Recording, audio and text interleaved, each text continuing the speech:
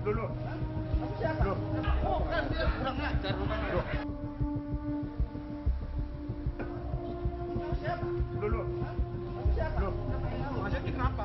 Rekaman kamera ini memperlihatkan petugas keamanan pasar induk sayur mayur Kramat Jati bersih tegang dengan orang yang diduga preman pasar pada Sabtu 10 Mei. Oh, kan dia kurang ajar rumahnya. Keributan dimulai ketika Teguh, kepala keamanan di pasar induk sayur mayur Kramat Jati, Jakarta Timur, melakukan penertiban terhadap pedagang kaki lima yang berjualan di sekitar pasar. Setelah penertiban, korban yang merupakan pensiunan Polri ini didatangi oleh preman dengan sejumlah massa.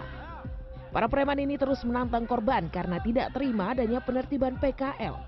Menurut korban, para preman ini mengambil pungutan liar atau pungli kepada para pedagang di pasar induk Kramat Jati. Enak makan duitnya doang lo.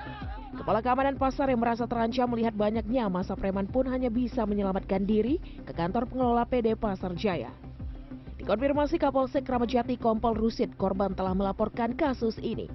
Polisi juga telah membenarkan pelapor merupakan seorang pensiunan Polri.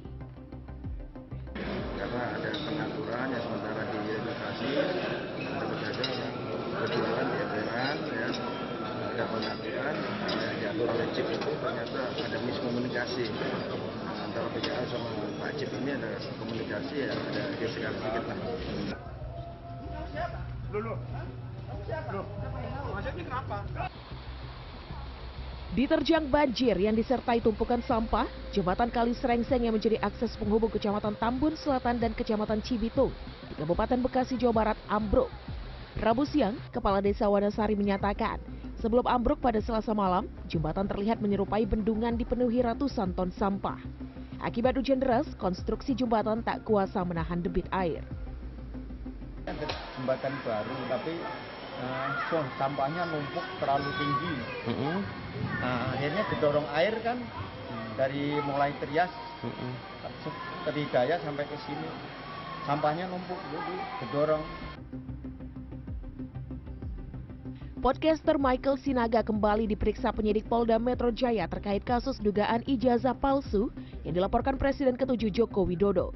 Kepada wartawan, Michael mengaku dicecar sekitar 50 pertanyaan terkait kasus dugaan ijazah palsu Presiden Joko Widodo. Michael belum mengetahui apakah pemeriksaan juga akan menyentuh mantan Menpora Roy Suryo yang pernah diundang di podcastnya. Sementara terkait statusnya, Michael mengaku belum tahu pasti alasan dirinya dipanggil. Namun Michael menegaskan jika ia hanya berperan sebagai host di podcast Sentana. Saya tidak tahu kenapa saya yang dipanggil. Saya hanya seorang host di podcast Sentana dan saya tidak tahu hubungannya dengan itu apa. Sampai sekarang masih sebagai saksi. Sejauh yang saya tahu ya, saksi tadi. Hingga kini Polda Metro Jaya belum mengeluarkan pernyataan resmi terkait perkembangan kasus ini. Pemeriksaan terhadap Michael Sinaga pun rencananya akan dilanjutkan pada Senin pekan depan. Tim Liputan CNN Indonesia.